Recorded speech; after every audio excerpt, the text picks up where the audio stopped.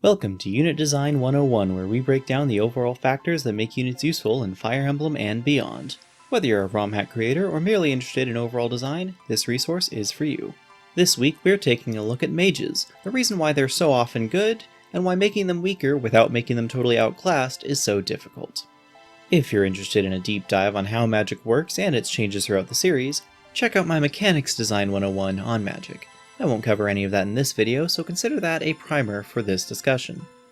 The strong points of mages are their natural 1-2 range on most weapons, attacks hitting resistance instead of defense, and the additional staff utility that they often get on promotion.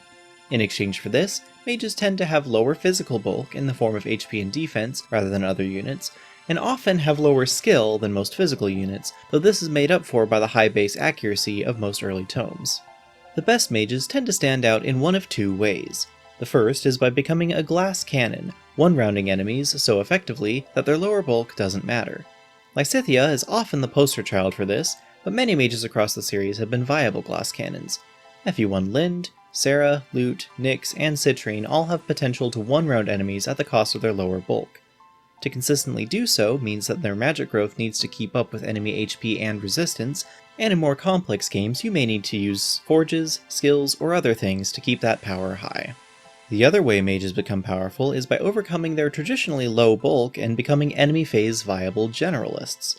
The best mages of the GBA and 3DS era tend to have this as their ideal endgame.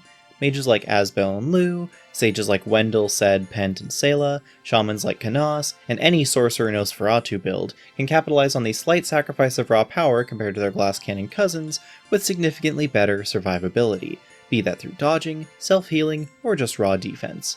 This is also where you'll find the endgame archmagi like Goto and Athos, well-rounded and capable, but without the raw power to one-round most foes.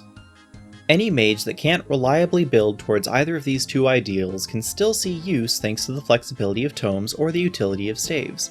Despite not being game-defining, most mages such as Merrick, Bowie, May, Ray, Hugh, Lilina, Soren, Hubert, and Clan have plenty of viability and useful niches that they can help in without feeling like a wasted deployment slot, assuming you're actively training them.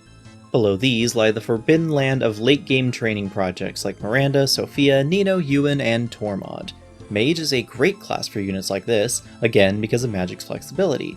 They aren't limited to only fighting archers at 1 range, or only fighting soldiers at 2 range for their early levels. They can do both, and with the high accuracy of weak tomes like Fire, and the generally low resistance of most enemy types, you can usually easily feed these late game mages a couple of kills, and they get a ton of experience for only a little effort because of their low starting level.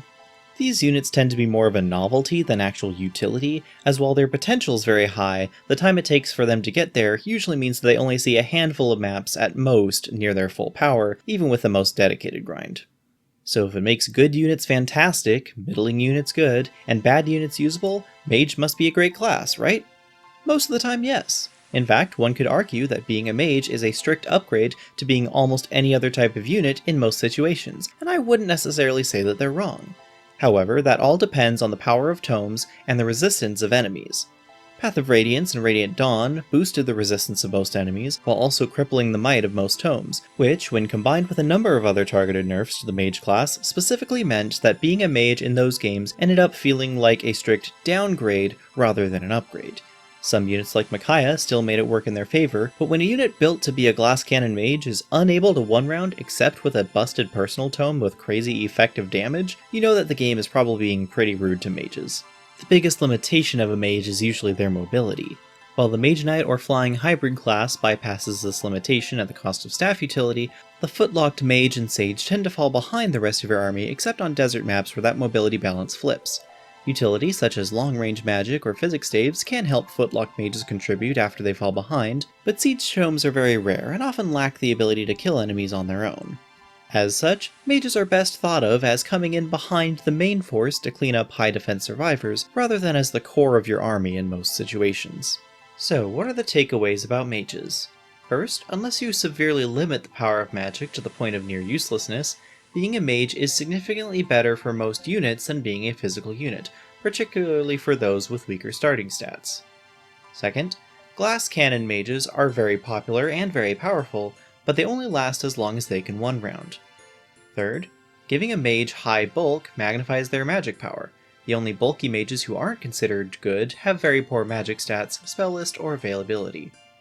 And 4. Mage is a good class for offense and utility, but suffers in mobility and defense, making them effective combat support, cleanup crew, or boss killers, rather than being the main force of your army. If you want to learn more about the ways magic is treated in Fire Emblem, check out the Mechanics Design 101 on magic. If you want to learn more about the ways mages were nerfed in Tellius, watch Why Tellius Sucked for Mages. A big shout out to the LaguzGuard members who keep this channel alive, C2 Peekily, Enigmatic Mr. L, The Big Herman 007, and Bro Duderman. If you want to support, you can do so for less than $1 a month, and until next time, this is Mithril Zenith signing out.